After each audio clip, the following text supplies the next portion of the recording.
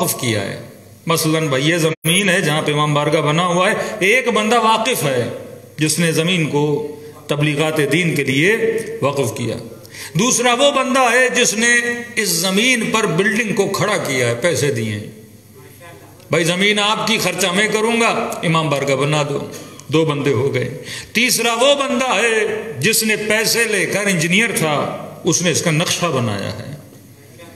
چوتھا وہ بندہ ہے جس نے نقشے کے مطابق مزدوری کر کے اینٹ رکھ کے اس بلڈنگ کو کھڑا کیا ہے. کہ چاروں جب روڈ سے گزریں گے نا بولیں گے یہ ہم نے بنائی ہے. واقف بھی بولے گا یہ میری بنائی ہوئی ہے، پیسے دینے والا بھی بولے گا یہ میں نے بنائی ہے، انجینئر بھی بولے گا یہ میں نے بنائی ہے، مزدور بھی بولے گا یہ میں نے بنائی ہے. امام فرماتے یہ عالم اسباب ہے. ہاں روح اصل میں نکالتا تو خدا ہے، نکلتی تو اللہ کے اذن سے ہے. لیکن کس کو بھیجتا ہے؟ ملک الموت کو بھیجتا ہے. ملک الموت کون ہے؟ اللہ کے ملائکوں میں سے ہے. یعنی یہ سارے اسباب آپس میں ملتے ہیں تب جا کے ایک بندے کے بدن سے روح نکلتی ہے. یعنی یہ چھوٹی آیت یہ بتاتی ہے نا، بعض لوگ کہتے ہیں یا علی مدد کہنا کیا ہے؟ حرام ہے. اللہ سے ڈائریکٹ مدد مانگو. اللہ یہاں پہ کیا بتا رہا ہے؟ سب کچھ کرنے والا میں ہوں، لیکن میں جب من یقتل فی سبیل اللہ امواتا بل احیاء عند ربہم یرزقون. اسے مردہ نہ کہو بلکہ وہ کیا ہے؟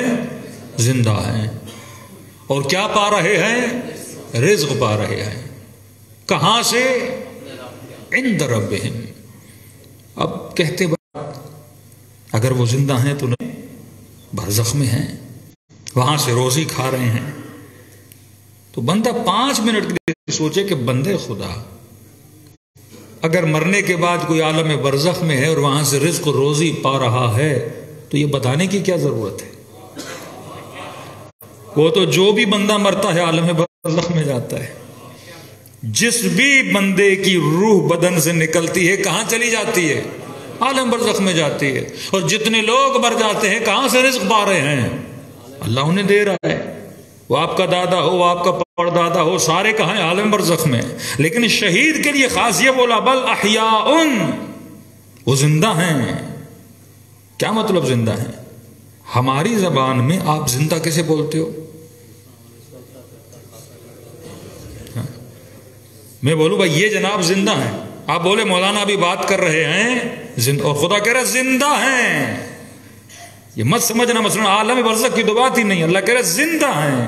یعنی جس طرح یہ بندہ زندہ ہے، تمہاری آواز کو سن رہا ہے، تجھے دیکھ رہا ہے، مدد مانگو تو تیری مدد کر سکتا ہے، شہید بھی بالکل اسی طرح زندہ ہے. لفظ سننے کے بعد جو سب سے پہلا مفہوم تمہارے ذہن میں آتا ہے وہ سب سے قریب ترین معنی ہوتی ہے. ورنہ ہر مرنے والا عالم برزخ میں جاتا ہے. جس کی بھی روح نکلتی وہ عالم برزخ میں جاتا ہے. جب خدا یہ بول رہا ہے یہ زندہ ہیں، زندہ تو سارے ہیں، لیکن بڑی فضیلت یہ ہے کہ عند ربہم یرزقون. یہ فضیلت ایک شہید کی ہے کہ وہ رزق پاتا ہے، اپنے رب کے ہاں سے رزق پاتا ہے. ہر بندہ مرنے والا اپنے رب کے ہاں نہیں ہوتا. یہ جو عند ربہم کا مقام ہے یہ صرف شہداء اور اولیاء کا مقام ہے جو خدا انہیں کیا کرتا ہے؟ عطا کرتا ہے. تو زندگی میں ایک مرتبہ بھی انسان قرآن کو پڑھے، قرآن فہمی کو سمجھے کہ اللہ بندے سے کلام کیا کرنا چاہتا ہے. قرآدی کہتے ہیں زیادہ نہیں، ڈیلی انسان صرف 6 منٹ ایک آیت قرآنی پڑھے. اس ایک آیت میں خدا فضائل اہل بیت کو چھپاتا ہے. انسان کی ہدایت اس میں چھپی ہوئی ہے. لیکن یہ ہے کہ ہم دعائیں زیادہ پڑھتے ہیں، اعمال کی کتابیں زیادہ پڑھتے ہیں. یہ ضرور پڑھتے ہیں کہ کون سی سورت پڑھنے سے مثلا کون سے فائدے ہوتے ہیں، لیکن یہ نہیں کہ سورت کے پڑھنے سے میرے لیے جو اللہ نے یہ کتاب ہدایت ہے، یہ دین آخری دین ہے، یہ نبی آخری نبی ہے. تو آج قرآن سے ہم بھی دور ہیں، قرآن سے دوسرے مسلمان بھی دور ہیں. اگر حقیقتاً قرآن کو پڑھا جاتا اور اس سے ہدایت لی جاتی، کوئی بھی انسان دامن اہل بیت کو کبھی نہ چھوڑتا. صلوات پڑھے محمد وعلی. جس پہ پروردگار عالم فضیلت اہل بیت کو بیان کرتا ہے. یعنی یہ 3 صورتیں، یعنی ایک سورہ نور، سورہ مریم اور سورہ حلتا، جسے سورہ انسان اور سورہ دہر بھی بولا جاتا ہے، جس میں خدا نے صراحتاً، یعنی کچھ ایسی آیتیں ہیں جو پڑھنے والا پریشان ہو جاتا ہے خدا کہنا کیا چاہتا ہے، جن کا ربط گزشتہ ادیان سے ہوتا ہے. یعنی تھوڑا بہت آپ توریت کو پڑھیں، تھوڑا بہت انجیل کو پڑھیں، وہ بھی کتب الہی ہیں، آسمانی ہیں، ملاوٹ کافی ہو چکی ہے، لیکن کئی نشانیاں آپ کو وہاں سے مل سکتی ہیں. کہ خدا نے حضرت ابراہیم کے لیے کہا کہ ابراہیم، ہم نے تجھے شجر مبارک بنایا ہے، ہم نے تجھے ایک پاک درخت بنایا ہے، ایک بابرکت درخت بنایا ہے، نسل ابراہیم میں امامت کو عطا کیا ہے. اس وقت مسلمان صرف 2 مقاموں کو جانتے ہیں، ایک نبی، دوسرا رسول. اکثر برادران مسلم یہ پوچھتے ہیں کہ امامت کا بھی کوئی مقام ہے؟ صراحتاً لفظ ائمہ، لفظ امام قرآن میں آیا ہے، یعنی خاص مقام ہے. حضرت ابراہیم نبی بن چکے، حضرت ابراہیم صاحب ولایت بن چکے، لیکن سارے مقامات کے بعد اگر خدا حضرت ابراہیم کو کوئی مقام دیتا ہے، وہ مقام ہے مقام امامت. کوئی تو مقام ہے. موسیٰ کا کتنا بڑا مقام ہے، اولو العزم انبیاء میں سے. لیکن خدا اگر تعلیم کے لیے موسیٰ کو کسی کے پاس بھیجتا ہے تو وہ خضر کے پاس بھیجتا ہے. یہ کون سا مقام ہے حضرت خضر کے پاس، جو اولو العزم انبیاء میں سے کسی نبی کو تعلیم کر رہے ہیں. اور رسول خدا فرماتے ہیں اگر موسیٰ صبر کرتا، اللہ وہ کچھ عطا کرتا جس کا موسیٰ نے سوچا بھی نہیں تھا. کون سا مقام ہے حضرت خضر کے پاس؟ اور خضر کر کیا رہے تھے؟ پھر وہ غیب کے منکر جو کہتے ہیں کہ نبی کے پاس غیب نہیں ہوتا، پھر خضر کو کیسے پتا تھا کشتی کو سوراخ کر دو، بادشاہ چوری کرنے والا ہے، دیوار کو بنا دو بعد میں گر جائے گی، بچوں کو مار دو بعد میں جا کے والدین کے لیے باعث مشکل بنے گا. یعنی یہ سارے علوم کسے مل رہے ہیں؟ حضرت خضر کے پاس ہیں، لیکن حضرت موسیٰ کے پاس نہیں ہے. صرف اتنا بتا دیا جائے کہ خضر کس مقام پر فائز تھے جس مقام پر موسیٰ فائز نہیں تھے. یہ کیسا مقام ہے، یہ کیسا علم ہے جو خدا نے حضرت خضر کو دیا ہے لیکن حضرت موسیٰ کو عطا نہیں کیا ہے. اب اللہ کے لیے اکثر تعریفی کی جاتی ہے کہ بھائی اللہ کیا ہے؟ اللہ نور ہے. اللہ نور السماوات والارض، خدا زمین و آسمان کا نور ہے. کل میں نے شاید نور کی تعریف بتایا تھا. 2 طرح کی حجت ہیں. ایک حجت علمی ہے، ایک حجت نور ہے.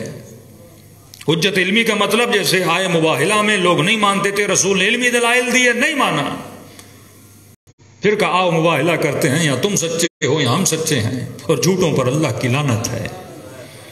اور جیسے انہوں نے پنجتن کو دیکھا تو حجت تو ان کے لیے ویسے ہی تمام ہو چکی تھی.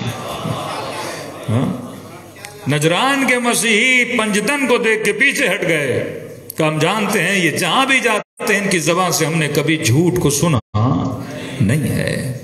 ایک حجت ہے حجت نور. مثال کے طور پہ حجت کو سمجھنے کی کوشش کریے. ایک مرتبہ آپ کمرے کے اندر گئے، اندھیرا تھا، آپ کا پاؤں گلاس کو لگا، جگ کو لگا، کپ کو لگا، کپ ٹوٹ گیا.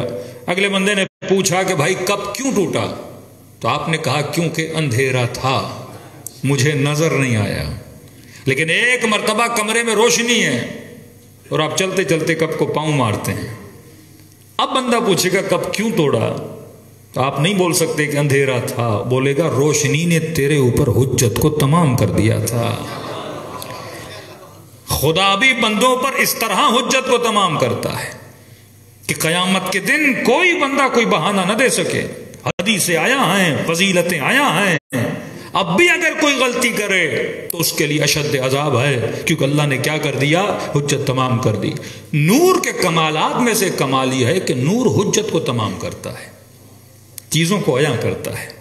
دوسرا کمال نور کا یہ ہے کہ نور خود نظر نہیں آتا، کل بتایا تھا، لیکن جس پہ پڑتا ہے اسے ظاہر کر دیتا ہے، کیونکہ یہ حجت کو تمام کرتا ہے. اللہ ظاہراً نظر نہیں آ رہا، لیکن جہاں جہاں دیکھو گے اس نے پوری کائنات میں اپنے نور کے ذریعے سے چیزوں کو عیاں کیا ہوا ہے. اگر میرا وجود ہے، آپ کا وجود ہے، یہ بھی حجت الہی کو کیا کر رہا ہے؟ تمام کر رہا ہے۔ لیکن اب سوال یہ ہے کہ خدا کا نور ہے کیا؟ واقعا نور خدا کی تعریف کیا ہے؟ نور خدا کہتے کیسے ہیں؟ تو سورہ نور میں ارشاد ہوا کہ اللہ نور السماوات والارض مثل نورہ کمشکات۔ اب کسی بھی مفسر کے پاس چلے جائیے سوائے اہل بیت علیہ الصلوۃ والسلام کے، آج تک ان آیتوں کی تفسیر وہ نہیں کر سکے۔ کہ میں نے کہا نا کہ خدا حکیم ہے، ہر بات کرتا ہے، صاحبان عقل کے لیے اس میں نشانیاں رکھتا ہے۔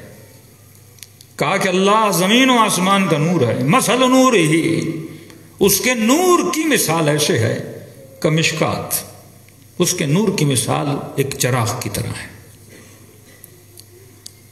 فیہا مصباح ہن المصباح، اس چراغ کے اندر دو مصباح ہیں،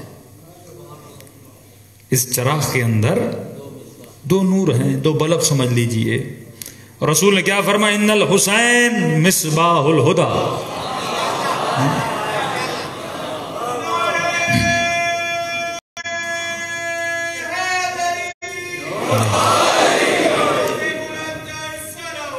اللہم صلی علی محمد وعلی محمد۔ 6-7 بطن ہیں قرآن کی آیتوں کے، یہاں تک کہ کون سا لفظ کہاں رکھنا ہے یہ بھی حساب و کتاب کے ساتھ ہے۔ مثلا سیدہ کی فضیلت میں جو آیت آئی کہ انا اعطیناک الکوثر فصلی لربک وانحر ان شانئک هو الابتر، جو الفاظ اس چھوٹی صورت میں استعمال ہوئے ہیں وہ دوبارہ پورے قرآن میں کہیں نہیں ہوئے۔ یہ اتفاق نہیں ہے، ہر چیز حساب و کتاب کے ساتھ ہے۔ کمثل نورہ کمشکات، اس کے نور کی مثال ایک چراغ کی طرح ہے، ایک چراغ ہے۔ تصور کیجئے ایک لالٹین ہے، اس لالٹین کے اندر کیا ہے؟ فیہا، اللہ بول دیتا ہے ایک مصباح ہے، یہ قرآن ہے۔ فیہا مصباح ہن المصباح، اس کے اندر دو مصباح ہیں۔ جو چیز بتا رہا ہے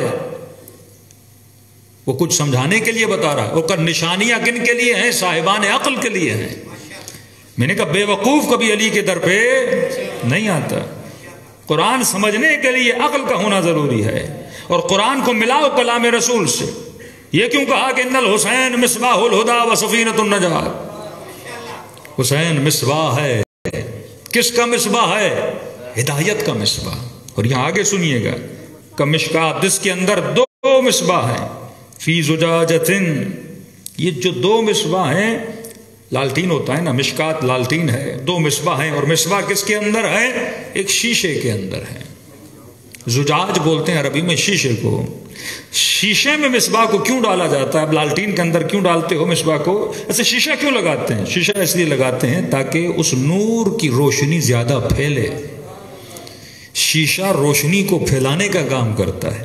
کہ اس کے اندر دو مصباح ہیں اور اس کے اندر شیشہ ہے، اور شیشے کا لفظ 2 مرتبہ لیا، الزجاجہ فی زجاجۃ، پھر کا الزجاجہ۔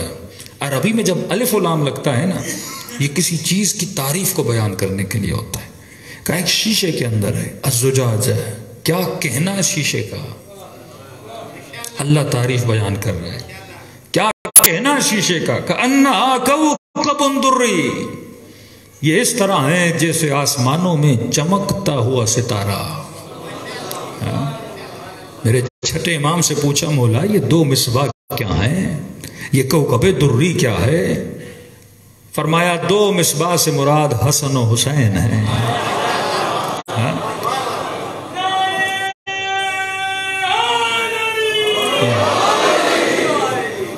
کأنہا کوکب دری، اس کوکب دری سے مراد کہ ایک شیشے کے اندر ہے، کہ اس سے مراد ہماری دادی زہرا فاطمہ زہرا ہے۔ یہ کوکب دری ہے۔ دوسری جگہ پر آپ جائیں کہ خدا قسم کھاتا ہے، مجھے قسم ہے مواقع النجوم کی، وہ جگہ جو ستارے کی جگہ ہے، اور کہتا ہے پھر تجھے نہیں پتا یہ جگہ کتنی عظیم ہے، تم اس جگہ کو درک نہیں کر سکتے۔ کئی جگہوں پہ خدا کہتا ہے نا وما ادراک، تم اسے درک نہیں کر سکتے۔ وہی مثال سورہ نانزلہ میں آتی ہے کہ وما ادراک ما لیلۃ القدر، تجھے نہیں پتا کہ لیلۃ القدر کیا ہے۔ رات کیوں بولا، دن کیوں نہیں بولا؟ مواقع النجوم کی قسم کھائی، وہاں پر بھی کہا تجھے نہیں پتا ان راستوں کا مقام کتنا بلند ہے، تو سمجھنا بھی چاہے تو سمجھ نہیں سکتا۔ ایک مرتبہ کیلکولیٹر کو حساب و کتاب کرتا ہے، رزلٹ آتا ہے، ایک مرتبہ آپ اتنا لمبا حساب لگاتے ہو سامنے ایرر آ جاتا ہے، وہ ہینگ ہو جاتا ہے کہ تم سمجھ نہیں سکتے اس کا مقام کتنا بلند ہے۔ یہاں پر بھی معصوم نے فرمایا کوکب دری سے مراد ہماری دادی زہرا ہے، وہاں پر فرمایا لیلۃ القدر سے مراد ہماری دادی زہرا ہے۔ سورہ قدر کہ لیلۃ القدر، فرمایا لیلہ سے مراد دادی زہرا ہے، قدر سے مراد پروردگار عالم ہے۔ بعض تفسیروں میں کہا الف شہر سے مراد خیر من الف شہر، 1000 مہینوں سے مراد بنی امیہ کی حکومتیں ہیں، اور جب حکومتوں کو گنا گیا تو واقعاً انہوں نے 1000 مہینے حکومت کی تھی، کہ جتنے بھی افراد اس میں آئیں گے یہ وہ شجر ہے جو ان سب سے کیا ہے، افضل ہے۔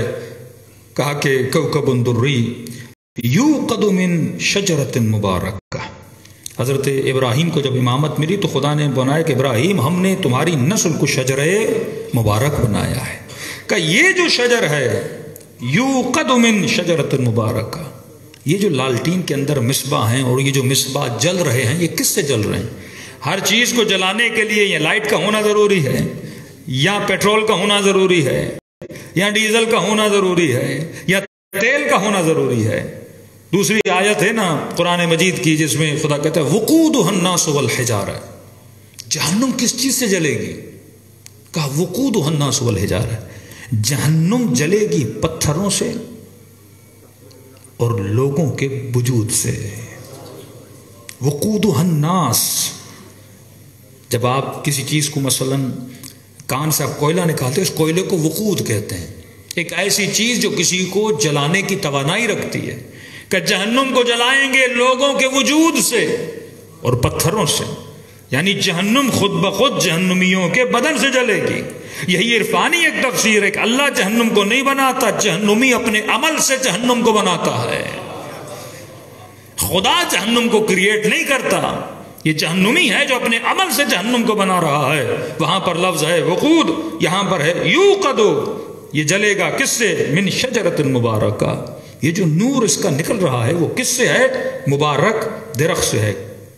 کون سا درخت ہے؟ شجرۃ مبارکۃ زیتونۃ، یہ شجر جو ہے یہ اولیو کا شجر ہے، یہ شجر جو ہے زیتون کا شجر ہے۔ اللہ بول دیتا انار کا شجر ہے، بول دیتا انجیر کا شجر ہے، بول دیتا سیب کا شجر ہے، لیکن کہا نہیں یہ زیتون کا شجر ہے۔ لا شرقیۃ ولا غربیہ، یہ جو درخت ہے نہ شرقی ہے نہ غربی ہے۔ آج تک نہیں سمجھ سکے کہ شرق سے مراد کیا ہے، غرب سے مراد کیا ہے۔ اس کا جواب حدیث میں بھی ملا ہے، لیکن اگر آپ قرآن میں تلاش کریں گے تو ملے گا۔ حضرت مریم جب حضرت عیسیٰ کی ولادت قریب ہوئی تو خدا نے کہ عبادت خانے سے نکل جاؤ، اور کہاں جاؤ؟ مکانن شرقیہ، اللہ بول دیتا وہاں چلے جاؤ۔ یہ کیوں بولا مکان شرقی کی طرف جاؤ؟ شرق کا لفظ لانا کہ خدا کے لیے ضروری تھا۔ حضرت موسیٰ پر جب وحی نازل ہوئی کوہ طور پر، خدا رسول خدا پر وحی نازل کرتا ہے کہ اے محمد تم وہاں نہیں تھے جب موسیٰ جانب الغربی پر تھے۔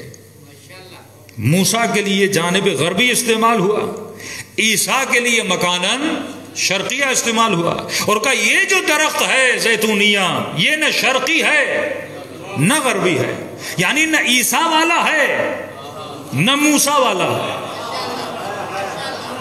کیونکہ ہو سکتا تھا یہودی یہ بولتے یہ جو شجر مبارک ہے ہم بنی اسرائیل کا شجر ہے، مسیحی بولتے یہ جو شجر ہے یہ عیسیٰ والا ہے۔ اللہ نے کہا یہودیوں اس فکر میں نہ رہنا کہ یہودی شجر ہے یا مسیحی شجر ہے، یہ شجر نہ مسیحی ہے نہ یہودی ہے، بلکہ یہ شجر شجر حسینی ہے۔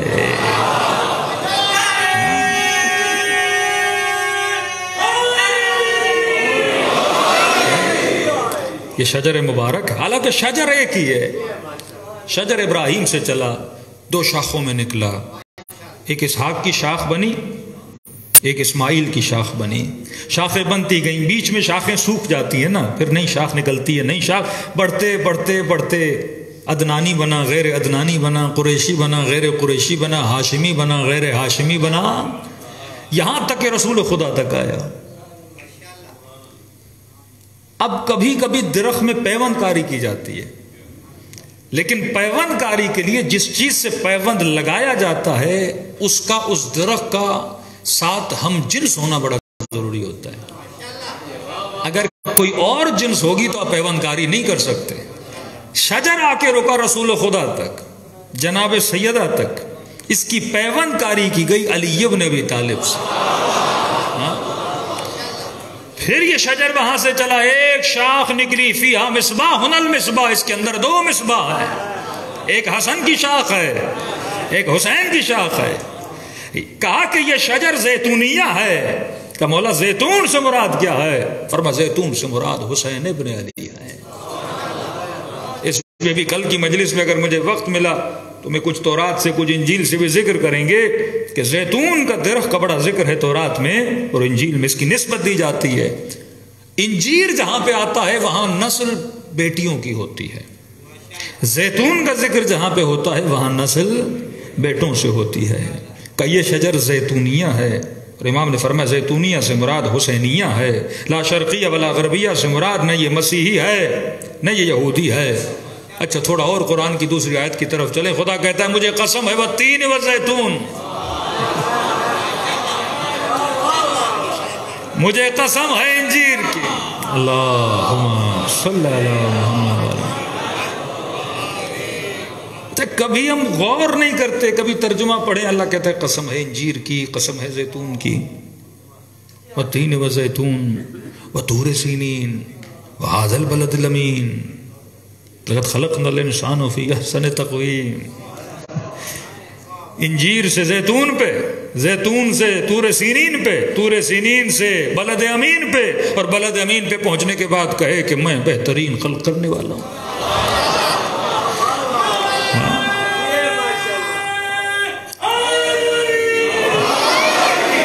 بات سمجھ میں آ رہی ہے؟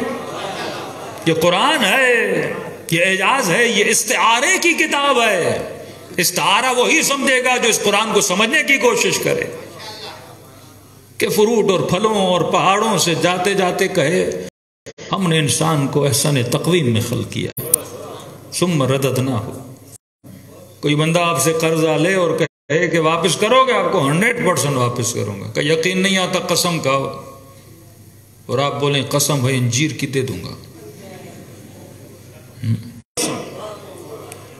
زیتون کی قسم، طور سینہ کی بات کی، بلد امین کی بات کی. کوئی تو ربط ہے نا ایک آیت دوسری آیت سے. کون بتائے گا؟ کہا 2 ثقل چھوڑے جا رہا، قرآن اور اہل بیت چھوڑ کے جا رہا. یہ اہل بیت ہیں جو قرآن کی تفسیر تجھے بتائیں گے، ورنہ ان کے پاس جاؤ گے صرف گندے لطیفے سننے کو ملیں گے. تفسیر قرآن ہے جو کلام معصوم سے. فرمایا 3 سے مراد حسن ہے. امام فرماتے ہیں زیتون سے مراد حسین بن علی ہے. امامت کس کی نسل سے چلی؟ امام حسین کی نسل سے. اور تعجب یہ ہے کہ زیتون میں گٹھلی ہے، انجیر میں نہیں ہے.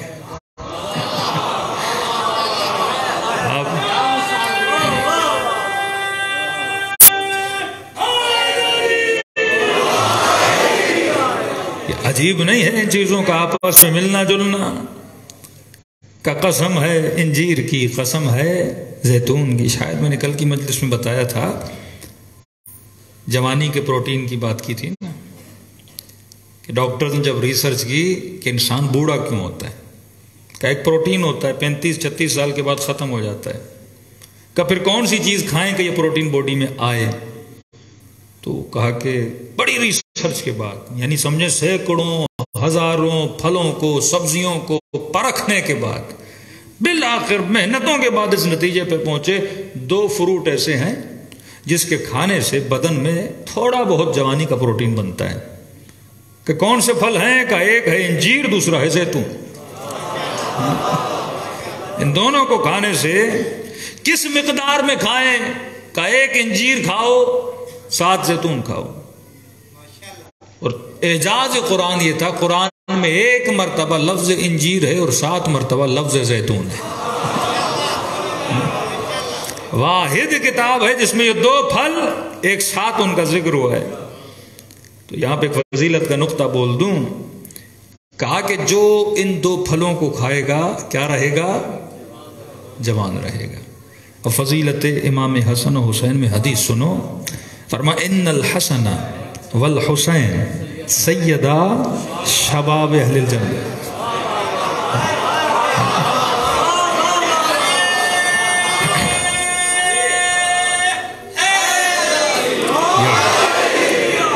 حسن و حسین جنت کے یہ بولتے سردار ہیں نہیں، قید لگائی جنت کے جوانوں کے سردار ہیں. تو علماء بولتے ہیں جن پھلوں کی نسبت ان سے ہو جائے اس کے کھانے سے بندہ جوان رہتا ہے، اور جو ان کو مان لے وہ جنت میں جوان ہو کے جاتا ہے.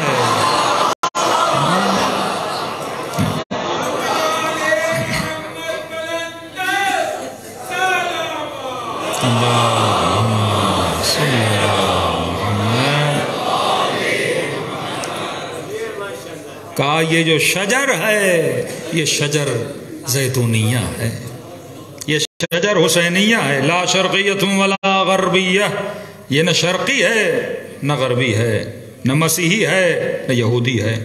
یکاد زیتھا یضیء، اس کا جو زیت ہے، تیل جسے بولتے ہیں، وہ چلتا رہتا ہے، روشن ہے. ولم تمسسہ النار، عجیب بات ہے، جو جلتا رہتا ہے پر آگ کبھی اسے مس نہیں کر سکتی. ضروری نہیں کہ روشنی آگ سے ہو، بلب بھی جل رہا ہے، آگ تو نہیں ہے نا. کہا یہ روشن بھی ہے اور اپنے زیت سے روشن ہے، اپنے تیل سے روشن ہے، اور اسے کبھی آگ مس نہیں کر سکتی. یہ اشارہ ہے آیت تطہیر کی طرف کہ انما یرید اللہ لیذہب عنکم الرجس اہل البیت تطہیرا. جو مطہر ہیں، جو طاہر ہیں، ان کو کبھی آگ مس نہیں کر سکتی. کبھی شجر کے قریب آگ نہیں جا سکتی، آگ اسے مس نہیں کر سکتی. اور قرآن کے لیے کہا لا یمسہ الا المطہرون، قرآن کو بھی مطہرون کے علاوہ کوئی مس نہیں کر سکتا. اور مطہرون وہ ہیں جنہیں آگ مس نہیں کر سکتی. میرے امام سے کسی نے سوال کیا، بڑا پیارا سوال، جو ایک اشکالی سوال بھی ہے نا، اپنا قدرت الہی پر علم کلام کی بحث ہے. یہ سوال تھا کہ مولا کیا خدا چاہے تو نیک بندوں کو جہنم میں ڈال سکتا ہے؟ ایک سوال ہے قدرت الہی پر.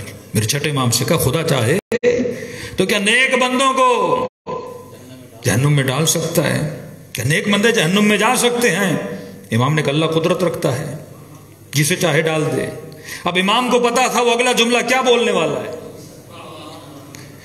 پہلے وہ مقدمہ بناتے، امام نے ہاں ڈال سکتا ہے. اگلا امام کو پتا تھا یہ جملہ کیا بول سکتا ہے، بات کیونکہ اس نے اہل بیت تک لانی تھی.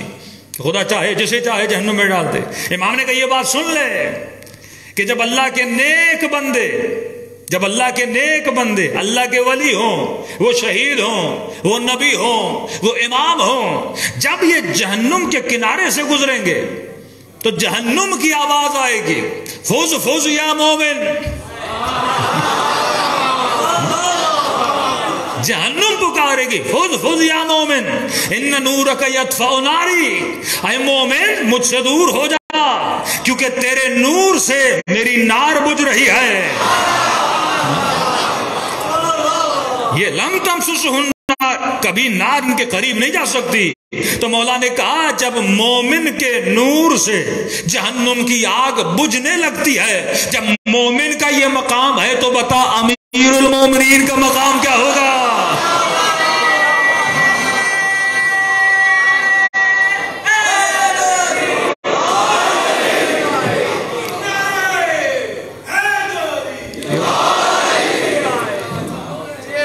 ان کا وجود ہی ایسا ہے، لن تمسسہ النار، نار مس ہی نہیں کر سکتی، اللہ جہاں بھیجے وہ جگہ جنت بن جاتی ہے۔ بھئی مثلاً ایک بہت برف کا گولا ہو، وہ آگ میں بھی جائے گا، آگ کو کیا کر دے گا؟ ٹھنڈا کر دے گا نا۔ ان کے وجود کا نور اتنا قوی ہے، وہ ہر نار کو کیا کر دیتا ہے؟ بجھا دے۔ بلکہ اللہ کا فیصلہ لن تمسسہ النار، کبھی آگ بجھا نہیں سکتی۔ یکاد زیتھا، یہ جلتا ہے اپنے تیل سے جل رہا ہے، یہ کائنات کو روشن کیے ہوا ہے اپنے تیل سے۔ اب تیل کیا ہے وہ بھی تشریح میں آتے ہیں، کہا نور علی نور، سورہ یہ نور ہے، تشریح آیت نور کی ہے، اور اس آیت نور میں خدا کہتا ہے نور علی نور، یعنی نور اندر نور، نور کے بعد نور۔ امام سے پوچھا مولا یہ کیا ہے نور کے بعد نور کا؟ ایک امام کے بعد دوسرا امام، حسن کے بعد حسین، حسین کے بعد زین العابدین، اس کے بعد محمد الباقر۔ یہ وہ شجر اہل بیت ہے جو چلتا رہے گا۔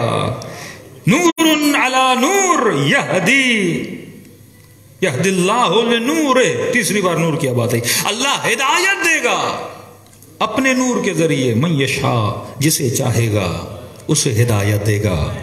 کا مولا نور علی نور کا ایک امام کے بعد دوسرا امام، اور آخر میں کا ہدایت دے گا اپنے نور کا۔ اس یہدی سے مراد مہدی ہے۔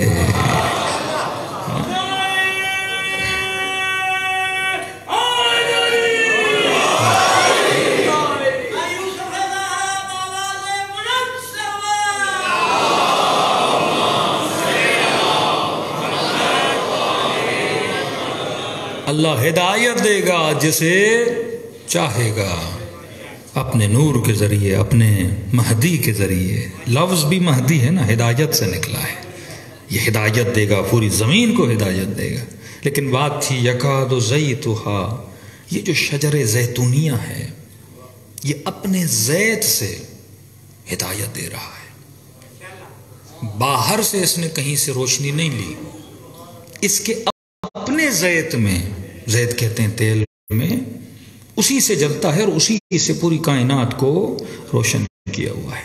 فرما اس زیت سے مراد، زیت ہے زیتون کا، زیتون ہے حسین کا، زیت سے مراد ہے خون حسین۔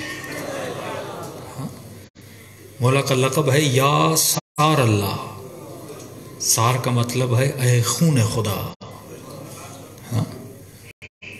پوری کائنات کو ہدایت سے روشن کیا امام حسین نے، کس کے ذریعے؟ اپنے خون کے ذریعے۔ آج یہ مجلسیں، یہ محرم صدیوں سے ہم منا رہے ہیں، اگر خون حسین نہ ہوتا ہدایت ہوتی؟ یعنی تا ظہور امام زمانہ یہ خون حسین ہے جس نے ہدایت کے علم کو اٹھایا ہوا ہے۔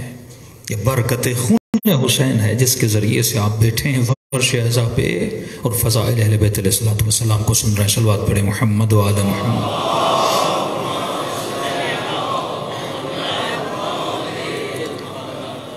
اب یہ تو نور تھا، سوال یہ ہے کہ ظلمت کیا ہے؟ یہ 35ویں آیت ہے۔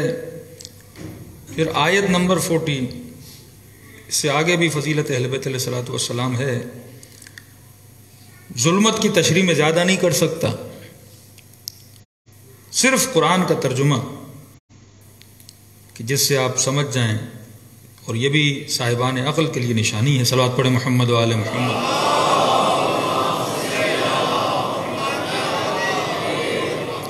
بار دیگر صلوات پڑھیں محمد و آل محمد۔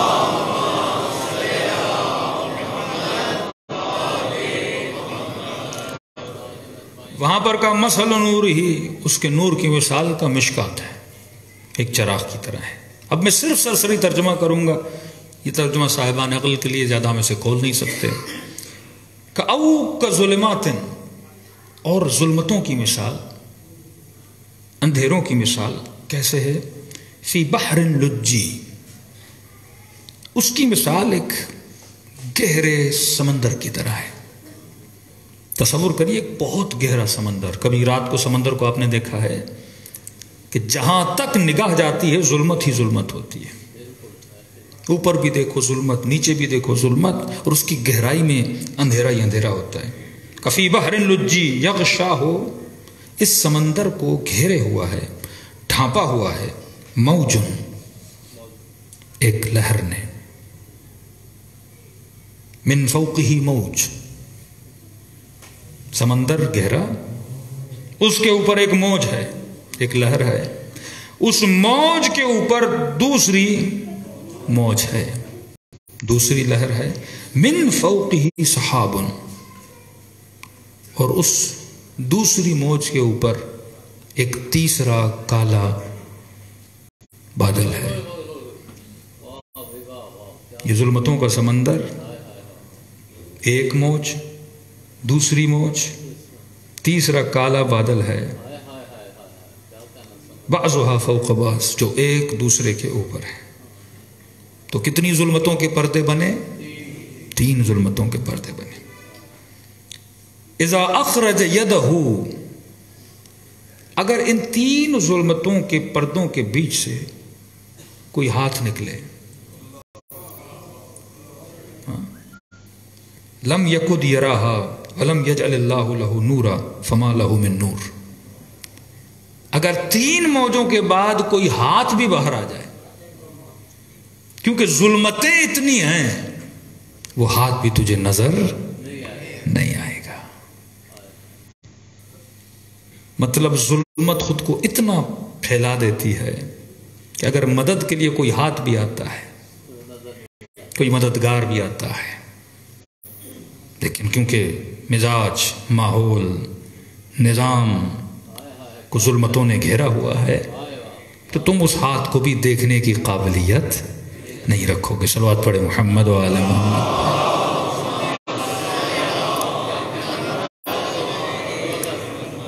سرسری قرآن کو پڑھیں گے، اس کو تھوڑا سا تاریخ سے ربط دیں گے، تھوڑا سا کلام اہل بیت میں جائیں گے، یہ قرآن باعث ہدایت ہے.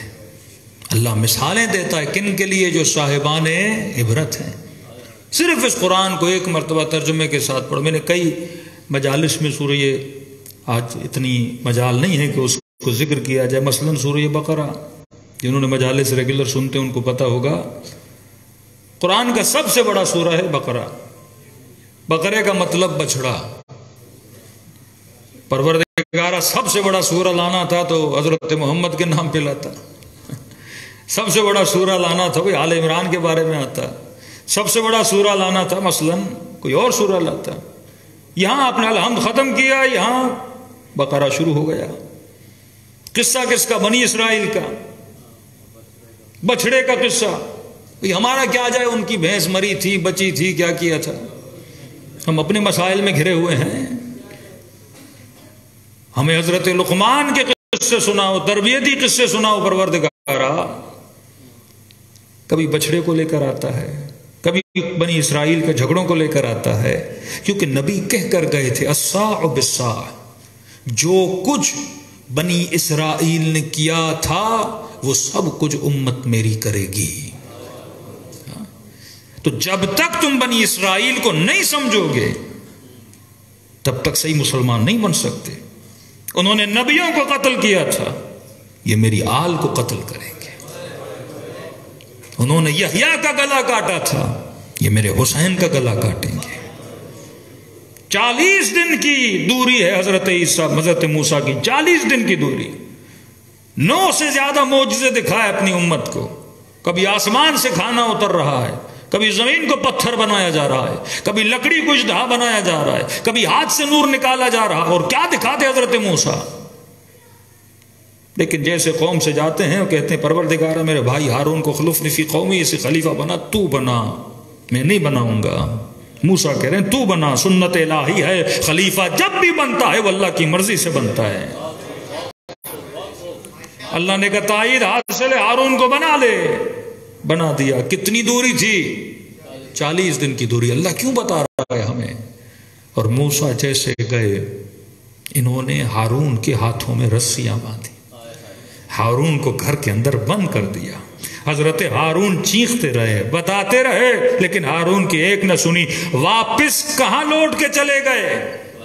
اسی جہالت کی طرف جس جہالت سے موسیٰ کو نکالے کا مسئلہ یوسف نہیں کہا کہ مسئلہ ہارون بن موسیٰ الا انہو لا نبی بعدی. پہلی تیری مثال میرے لیے ایسے ہے جیسے ہارون موسیٰ کے لیے تھے. بس ایک ایک صحابی کے دروازے پہ جاتی ہے ناقے پہ بیٹھ کر کہتی ہے تمہیں یاد نہیں میرے بابا نے علی کا ہاتھ بلند کر کے کہا تھا من کنت مولا ہو فہذا علی مولا.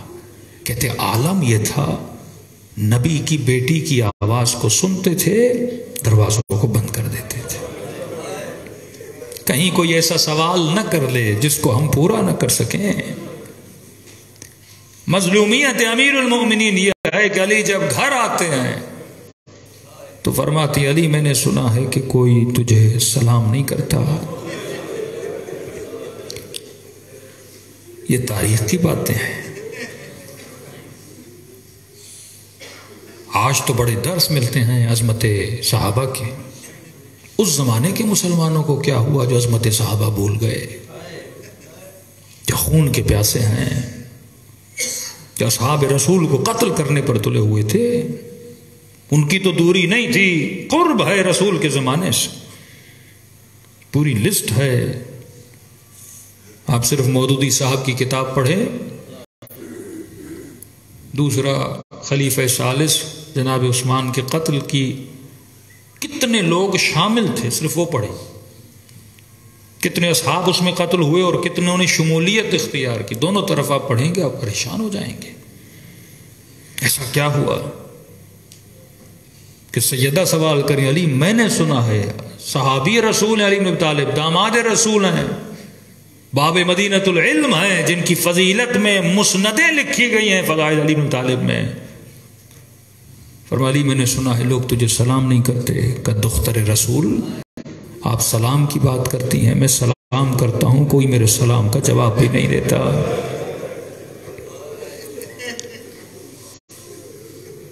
25 سال گھر بیٹھے رہے. جو شہر علم ہو کہا میں ان کو ہدایت کی طرف بلاتا ہوں. یہ بضد ہیں کہ ان کو گمراہی کی طرف جانا ہے. تھوڑا سا کل تاریخی ٹچ دوں گا کہ کربلا میں یہ اتنا بڑا لشکر امام سوار کرتے ہیں جن کے ہونٹوں کو بوسہ دیتے. ایسے ہی آپ نے سن لیا چند سکوں کی لالچ میں، دولت کی لالچ میں، مال کی لالچ میں، چلو 6 7 8 ایسے بھی ہوں گے، لیکن اصل وجہ کیا ہے؟ یہ پورا ایک تاریخی پس منظر ہے. نفرت اگر کسی کے دل میں ڈالی جائے اس کے پیچھے پورا پروپیگنڈا اور پس منظر ہوتا ہے. 17 مرتبہ بول چکے کیا تم مجھے نہیں جانتے محمد کا نواسا ہوں، کیا تم مجھے نہیں جانتے فاطمہ کا بیٹا ہوں، کیا تجھے نہیں پتا جنت کے جوانوں کا سردار ہوں. کہتے تھے سب پتا ہے. بغضاً لأبیک.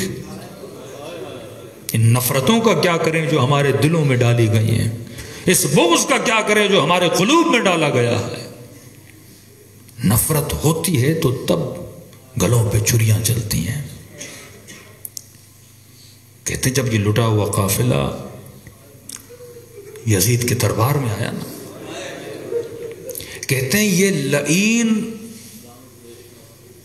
اسیروں کو دیکھ کر تھوڑی دیر کے لیے اس کے دل میں نرمی آئی، اور اس نے جب یہ حال دیکھا بھوک میں چل چل کے بدن سے گویا گوشت گل چکا تھا، ہونٹوں پہ خشکی آ چکی تھی، اتنا سفر، کپڑے تار تار ہو چکے تھے. تو اس نے کہا کہ ابن زیاد نے اتنا برا کیا آپ لوگوں کے ساتھ، ایسا نہیں کرنا چاہیے تھا. کسی نے میرے امام سے کہا مولا اس کا دل نرم ہو گیا تھا.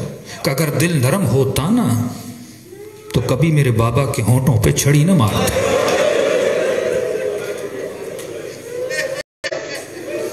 یہ کیسی نفرت ہے ان لوگوں کے دلوں میں کہ جس محمد کا کلمہ پڑھا جا رہا ہے. چھوڑ دیجئے جناب سیدہ کی شہادت، چھوڑ دیجئے امام علی کی شہادت، چھوڑ دیتے ہیں امام حسن کی شہادت. 2 منٹ کے لیے مسلمان یہ سوچے 55 سال میں ایسا کیا ہوا کہ حسین کے سر آگے ہے اور ظالم چھڑی مار رہا ہے. رسول کی نواسیوں کے ہاتھوں میں رسیاں، یہ تو تاریخ اہل سنت نے لکھی ہے، کسی اور نے تو نہیں لکھی نا۔ یہ وہ حجت الہی ہے جو خدا تمام کرتا ہے، یہ وہ سوالات ہے جو خدا مسلمان سے پوچھے گا۔ تو نے 5 منٹ کے لیے بھی نہیں سوچا کہ ان امتوں پہ ایسی کیا گزری؟ قتل علی چلو سمجھ میں آتا ہے، لیکن قتل حسن، شہادت حسین، چلو شہادت سمجھ میں آتی ہے، شہید ہونے کے بعد سروں کو نو کے نیزہ پہ رکھنا، اسیر بنا کے بازاروں میں گھمانا، یہ حرم رسول خدا ہے۔ کہ بی بی نے ابن زیاد کو کہا کہ ابن زیاد، کیا تو میرے بھائی کے بیٹے کو مارنا چاہتا ہے؟ تجھے شرم نہیں آتی؟ حرم رسول کیا نامحرموں کے ساتھ چلیں گے؟ ایک ہی محرم بچا ہے زینب کے پاس،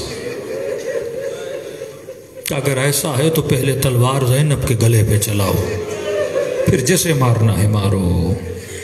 یہاں پہ اعجاز الہی تھا، اس لئی کے دل میں نرمی پیدا ہوئی اور اس نے حکم دیا کہ محمد زند العابدین کو چھوڑ دیا جائے۔ یہ وہ شجر ہے جس کی بقا کا وعدہ خدا نے دیا ہے۔ سخت ترین مراحل میں سے اس نسل کو خدا نے گزارا اور آج تک باقی رکھا، کیونکہ یہ کوثر ہے، اور کوثر تب تک ہے جب تک قیامت ہے۔ کہا کہ اتنی مصیبتیں آئیں، اگر دنوں پر آتی رات میں بدل جاتے۔ یہ جو صبت علیہ مصائب، یہ جو 2-3 شعریہ جملے ہیں، یہ سب مانتے ہیں اہل سنت چشتی برادران۔ وہ کہتے ہیں رسول کے فراق میں سیدہ نے اتنا بولا، کیا موت پر حق نہیں ہے؟ کیا بی بی کو صبر نہیں آتا تھا؟ کیا بی بی نے اس قرآن کی آیت کو نہیں پڑھا کہ انا للہ و انا الیہ راجعون؟ کیا یہ نہیں پڑھا اذا اصابتہم مصیبہ؟ جب مصیبت پڑتی ہے تو یہ جملہ پڑھا جاتا ہے، صبر کیا جاتا ہے۔ ایسا کیا ہوا کہ یہ بولیں صبت علیہ مصائب؟ کیا رسول کا جانا مصیبت تھا؟ کیا ایسی مصیبتیں آئیں؟ اور کسے کہہ رہی ہیں؟ اپنے بابا کو کہہ رہی ہیں۔ ایسی مصیبتیں آئیں اگر دنوں پر آتی تو رات میں بدل جاتے۔ بیت الحزن کیوں بنایا؟ کیا نبی کے لیے روتی تھی تو مسلمانوں کو اچھا نہیں لگتا تھا؟ کہ علی زہرا کو کہو یا دن کو روئیں یا رات کو روئیں۔ بی بی نے ایک وقت مقرر کیا کہ علی زہرا جب روتی ہیں تو ہمارے بچے رونا شروع کر دیتے ہیں۔ دن کو روتی ہیں بچے کھانا نہیں کھاتے، رات کو روتی ہیں بچے سوتے نہیں ہیں۔ مولا علی نے بیت الحزن بنایا۔ یہ وہ آل رسول ہیں جنہیں رونے تک نہ دیا گیا، یہ وہ بی بی ہیں جن کا جنازہ رات کے اندھیرے میں اٹھایا گیا۔ آج تک علامت کی نشانی ہے، آج تک اس بی بی کی قبر کا نشان نہیں ہے، جو اتنی فضیلت والی بی بی جس کے لیے کبات ذل قربا حقہ، حکم ملا کہ حبیب اپنے قربا کا حق ان کو ادا کرو۔ سب مانتے ہیں اپنی زندگی میں فدق جناب سیدہ کو دے دیا تھا، سب مانتے ہیں اس بات کو۔ نشانیاں ہیں اس قرآن میں صاحبان عقل کے لیے۔ تبھی کہا کہ جب قیامت میں آؤں گی بابا، میں کچھ لوگوں کی شکایت لے کر آؤں گی، انہوں نے کئی گھنٹے تیری بیٹی کو دربار میں کھڑا رکھا،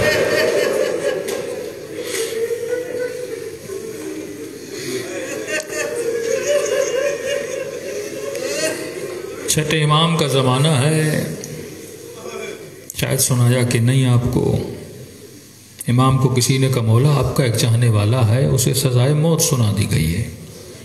امام نے کہا کیا قتل کیا، چوری کی؟ کہا نہیں مولا۔ کیا کیا اس نے؟ مولا راستے پہ چل رہا تھا، اچانک پاؤں پھسلا، پہلو کے بر زمین پہ گرا۔ جب اٹھ رہا تھا نا، اس نے آپ کی دادی کے قاتل پہ لعنت کی تھی۔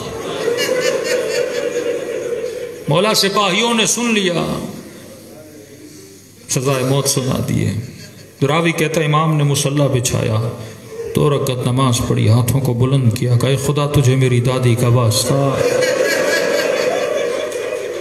اس کے بچوں کو یتیم نہ کرنا۔ کہتے امام نے دعا کی، ایک آدھے دن میں پتہ چلا وہ آزاد ہو گیا۔ میں اس سے ملنے گیا، میں نے کہا آزاد ہو گئے؟ کہ معجزہ ہو گیا، چھوڑ دیا مجھے۔ کہا تجھے پتا ہے تیرے حق میں کس نے دعا کی ہے؟ چھٹے امام نے دعا کی کہ امام سے ملو، شکریہ ادا کرو۔ دوڑا دوڑا آیا میرے مولا کے حضور میں، جیسے امام نے اسے دیکھا سینے سے لگایا، ماتھے کا بوسہ دیا اور سامنے پیار سے بٹھایا۔ کہ سنا ہے جب تو گرا تھا تو نے میری دادی کے قاتل پہ لعنت کی تھی۔ ہاں مولا، کہ ایک بات سمجھ میں نہیں آئی، جتنے لوگ زمین پر گرتے ہیں سب تو میری دادی کے قاتل پہ لعنت نہیں کرتے، کتنے لوگوں کو چوٹیں آتی ہیں سب لعنت نہیں کرتے، تو نے لعنت کیوں کی؟ کہ مولا جب گرانا تو پہلو پہ چوٹ آئی تھی، مولا پسلی ٹوٹی نہیں تھی لیکن اٹھنے میں تکلیف ہو رہی تھی، تھوڑی دیر سانس لینے میں تکلیف ہو رہی تھی، تو مجھے فوراً آپ کی وہ روایت یاد آ گئی کہ آپ نے فرمایا آپ کی دادی زہرا کی پسلیاں ٹوٹ چکی تھی۔ میں نے کہا میری ٹوٹی نہیں پر اتنی تکلیف ہے، نبی کی بیٹی کو کتنی تکلیف ہوئی۔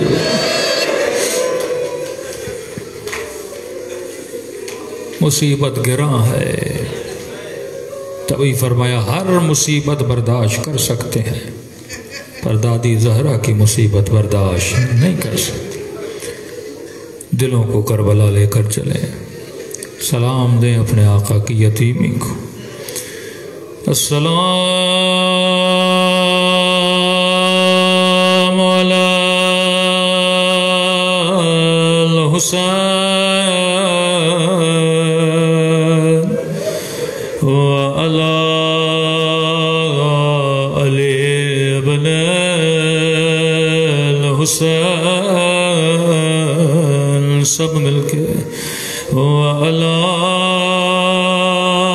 اولاد حسین وعلی اصحاب، بلند آواز سے سلام علی حسین وعلی علی ابن وعلی اولاد وعلی اصحاب، خلوص دل سے السلام علی حسین وعلی علی ابن وعلی اولاد وعلی صحاب، میرا سلام جلتے ہوئے دروازے پہ،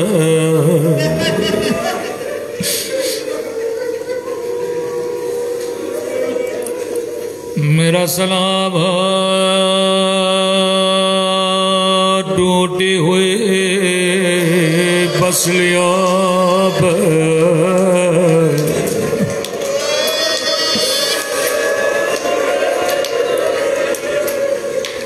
میرا سلام زخمی کلائیوں پہ،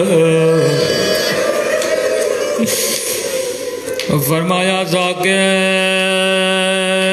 میرے شیعوں کو میری اصلی مصیبت کیوں نہیں بتاتا؟ مولا میں نے یہ بتایا کہ حسن کے جگر کے ٹکڑے دشت میں آ گئے، میں نے یہ بتایا مرد پریشان ہو، اپنا درد دل اپنی زوجہ سے کرتا ہے، لیکن حسن اتنے مظلوم تھے اپنی بیوی نے زہر دیا۔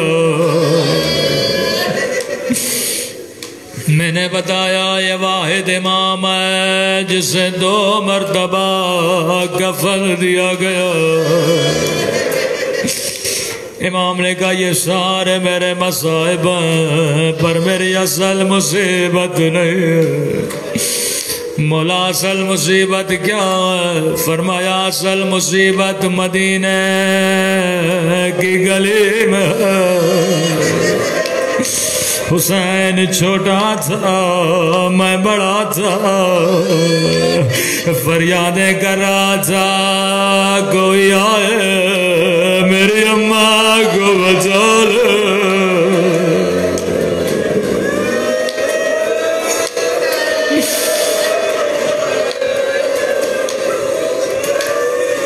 میں نے کل امام حسن کے بارے میں بتایا، پوری زندگی اس گلی سے نہیں گزرے جس گلی میں اس لائنی کا گھر تھا جس نے سیدہ کے بعد وہ کو غلاف شمشیر سے مارا تھا۔ فرمایا جب جب اس کے چہرے کو دیکھتا ہوں مجھے اماں کے زخم یاد آتے ہیں۔ امام حسن بڑے خوش نصیب، آپ نے چاہا اماں کے قاتل کو نہ دیکھے نہیں دیکھا، لیکن مولا ذرا کربلا یہ 4 سالہ بچی کرے تو کیا کرے، نہ جا کر بیوہ کا قاتل نظر آتا ہے، وہ کبھی ہاتھ میں حسین کا سر لیے ہوئے، اللہ جانے اس بچی پہ کیا گزرے، کبھی دیکھتی رہے ظالم بابا کو چھڑی مار رہا تھا، کبھی نوک نیزہ سے حسین کے سر کو مارتا رہا، رو کے کہتی رہی نہ مارو نہ مارو میرے 3 دن کا پیاسا بابا۔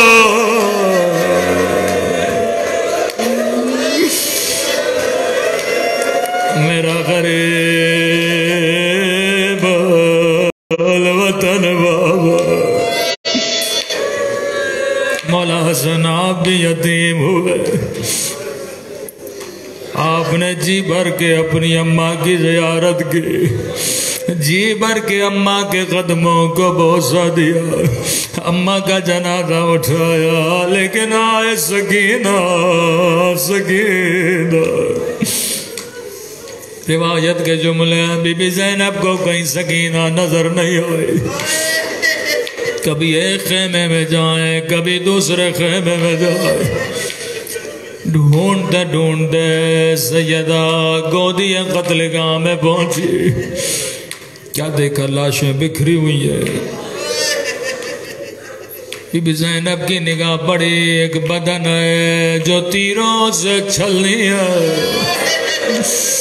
کٹی ہوئی گردن پہ بچی نے اپنا سر رکھا، رو رو کے بچی بے ہوش ہو گئی، بی بی زینب نے بچی کو اٹھانا چاہا، کٹی ہوئی گردن سے آواز آئی ٹھہر جا زینب، میری بچی تھکی ہوئی ہے، او شمر کے تماچے ظالم کے تازیان،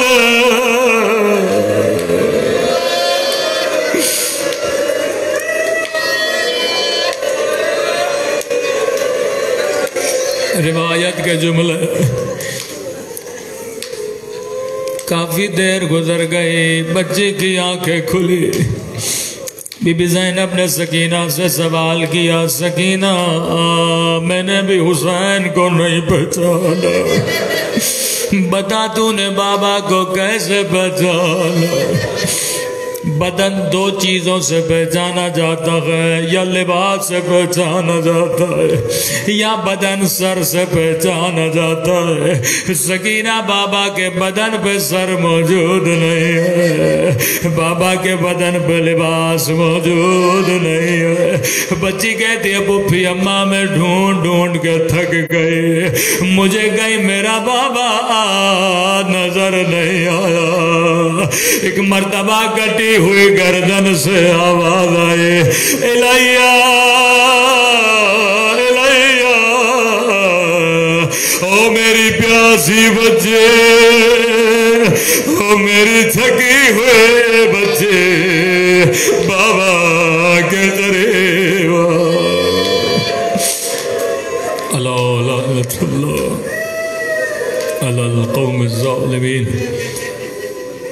پروردگار آل رسول کی مصیبتوں کا واسطہ ہم سب کو قبر و قیامت کے مصائب سے بچانا، پروردگار برزخ کے سفر کو آسان فرمانا، قبر کی پہلی رات مولا حسین کی شفاعت نصیب فرمانا، خدایا ان گنہگار آنکھوں کو حجت خدا کی زیارت نصیب فرما۔